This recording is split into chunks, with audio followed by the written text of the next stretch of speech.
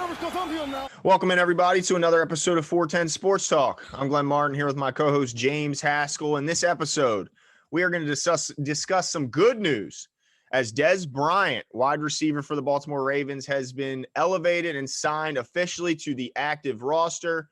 No more up and down for Dez. No more shuttle from the practice squad to the active roster. He will be up on the 53 for the remainder of the season. And Jimmy, I know you're happy to hear it because you've been wanting this for a few weeks now. Yeah, Dez is my man. I've been on the Dez train since, the names he was circling around the rumor mill here in Baltimore.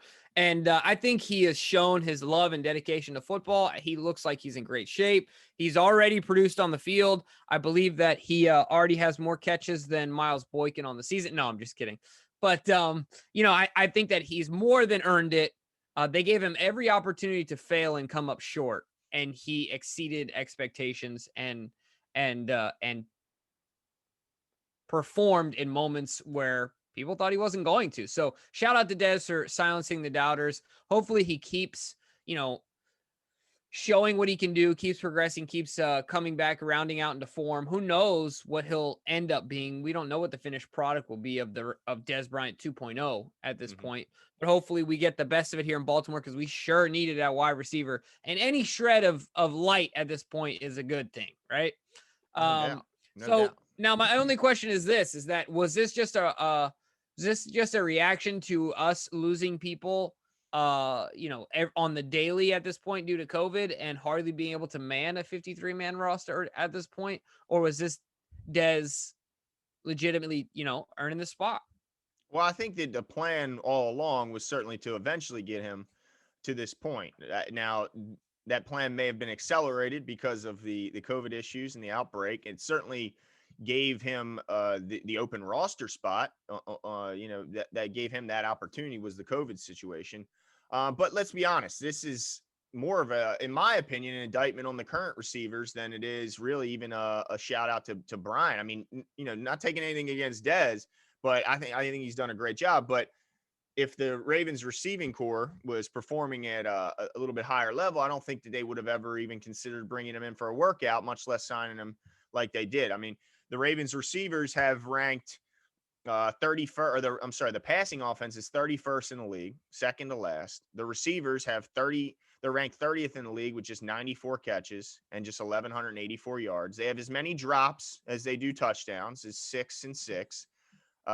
So I think it's a combination of a bunch of things, but I think definitely the lack of talent at the receiver position has certainly led to the window or door being open for Dez to walk through. But he had to take the key. He had to make the steps. He had to get himself in shape. He had to learn the playbook. He had to prove it to the coaches. He had to gain that rapport with his teammates. So he had to do his part too, and he certainly has.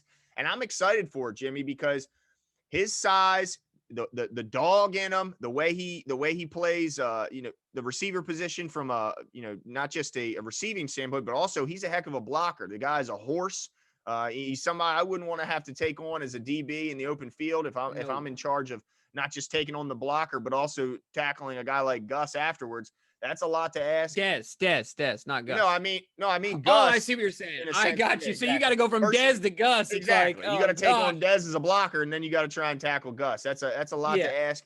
But but the biggest thing I think he brings is just that ability to high point a ball, use his size, use his body to win in one-on-one situations against a much smaller corner, which we just don't have on the roster outside of maybe Mark Andrews. But he has his drop struggles as well. So I'm happy. Because look, it can't get worse from the receiving core position. It really cannot get any worse. They're bad. And so, yeah, I'm happy. Yeah. I think at the end of the day, it's a real message to the guys to say, look, if you're not hungry and you're not working for it, somebody will come in and take it from you. Yep. It's what it is at the end of the day. You can't rest on any laurels based on where you were drafted. But dude, by the end of the season, Dez, not that I want this to happen, but based on lack of production, Dez could end up being our number one producing receiver. And I wouldn't be shocked because Hollywood is not a world beater right now. He's not scaring anyone.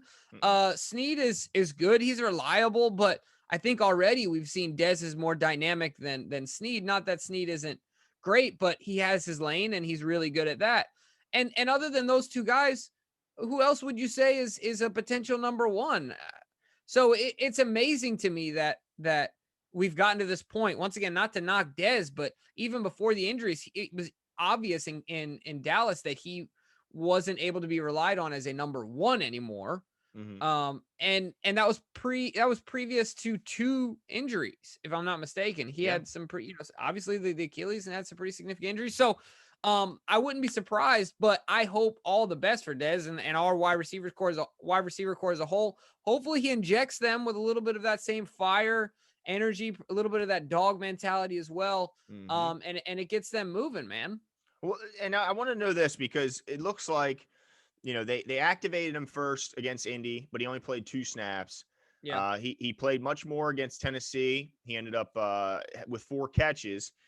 We know that the Steeler game was the next one on the schedule, although that's kind of in doubt right now. But then following that was the Cowboys game, his former team. Do you think, Jimmy, the plan always was to have him up, ready, and prepared to go at 100% as far as snap counts and all that for this Dallas game to take on his former team in a game that now is very much needed and very important for the Ravens' playoff hopes? Well, I don't think that the Ravens thought about it at the beginning when they were looking at Dez as much as Dez thought about it when he wanted to come play for Baltimore, because he could have gone to other places, but he wanted to play for a contender. Not that we're necessarily a contender right now, but I still think we got a shot. I think we're still in the conversation. But he wanted to play for a good organization that wanted him there. We obviously wanted him there, and wanted a chance to take on the Cowboys. So I think that this is a game that he's been, licking his chops to play. And yeah, it only makes sense for the Ravens to use that momentum going into this game. Look, every year, I forgot who it was last year that was the comeback player of the year. This year, I thought it was going to be Cam Newton.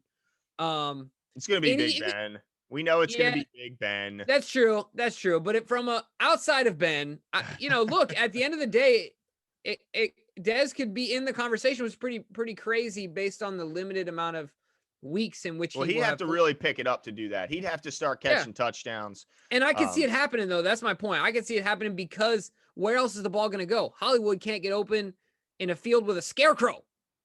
Yeah, come on, bad, man. Nobody else is getting open, and Lamar seems to already have trust in Dez.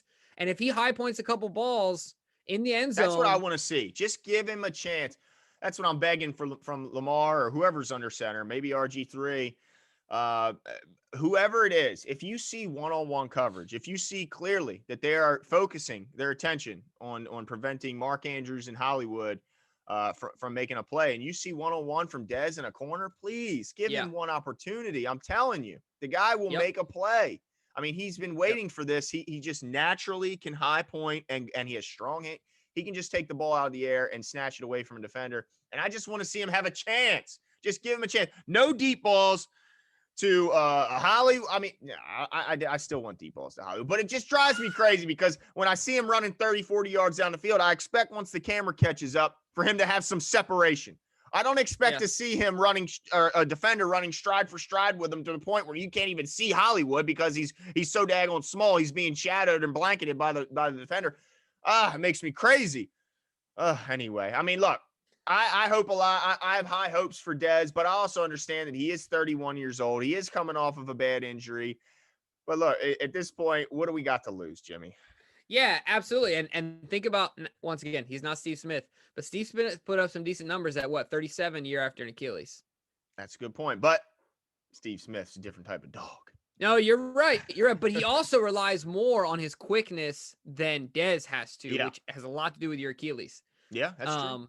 Because of Dez's physical gifts, he can catch it in traffic. So, yeah, let us know what you guys think. I'm high on Dez. I've been high on Dez. I know I've gotten Glenn on board now. I don't know if it's out of purely desperation or plays a part, or actual convincing. But let us know what you guys think. Where do you sit as far as Dez being activated 53-man roster? We're happy for him and hopeful that this could turn out something big. Mark my words before you leave your comment that Dez will make a big play in the playoffs, in the end zone, to put us over the top in one of these games.